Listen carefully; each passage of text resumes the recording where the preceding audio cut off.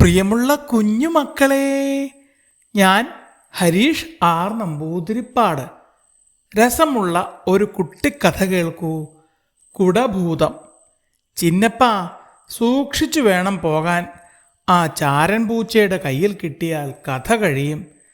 ചിന്ന ചിന്ന പൊന്നുമോനെ, സൂക്ഷിച്ചു വേണം നടന്നിടുവാൻ. ചാരത്തിൽ മുങ്ങിയ പൂച്ചയുടെ ചാരത്തു ചെന്നാൽ കഥ കഴിയും. ഉണ്ട കണ്ണുകളും കൂർത്ത നഖങ്ങളുമുള്ള ചാരൻ പൂച്ച എലികളെ പിടിക്കാൻ തക്കം പാർത്ത് നടക്കുകയാണ്. സൂത്രവിദ്യ കൊണ്ട് പൂച്ചയുടെ വായിൽ നിന്ന് പലപ്പോഴും ചിന്നൻ അത്ഭുതകരമായി രക്ഷപ്പെട്ടിട്ടുമുണ്ട്.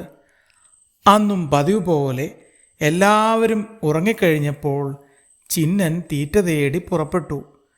പെട്ടെന്ന് തീക്കട്ട പോലെ ഇരുട്ടിൽ തിളങ്ങുന്ന രണ്ടുണ്ട കണ്ണുകൾ അവന് കാണാൻ കഴിഞ്ഞു. അവൻ പൂച്ചയുടെ ശ്രദ്ധയിൽപ്പെടാതെ മറഞ്ഞിരിക്കാൻ വഴി തേടി. ഭാഗ്യത്തിന് ഒരു കുട നിവർത്തി വച്ചിട്ടുണ്ടായിരുന്നു. ചിന്നൻ ആ കുടയുടെ പുറകിൽ മറഞ്ഞിരുന്നു.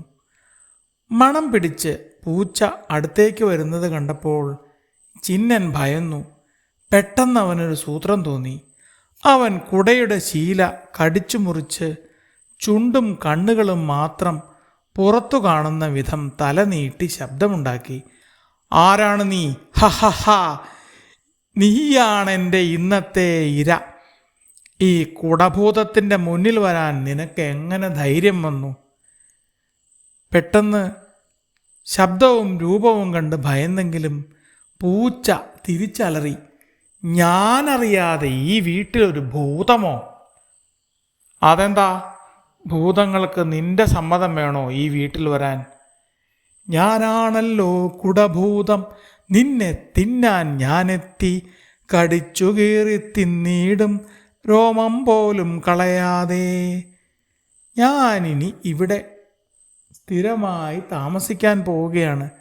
മുന്നിൽ വരുന്ന പൂച്ചകളെ ഒന്നിനെയും ബാക്കി വയ്ക്കില്ല. ചിന്നൻ്റെ ശബ്ദവും ഭാവവും കണ്ട് പൂച്ച ശരിക്കും ഭയന്നുപോയി. പേടിച്ചരണ്ട, മണ്ടൻ പൂച്ച ജീവനും കൊണ്ട് ഓടി. പിന്നെ അവൻ ആ വീട്ടിലേക്ക് വന്നിട്ടില്ല. പൂച്ചയുടെ ശല്യമൊഴിഞ്ഞ എലികൾ ചിന്നനെ അഭിനന്ദിച്ചു.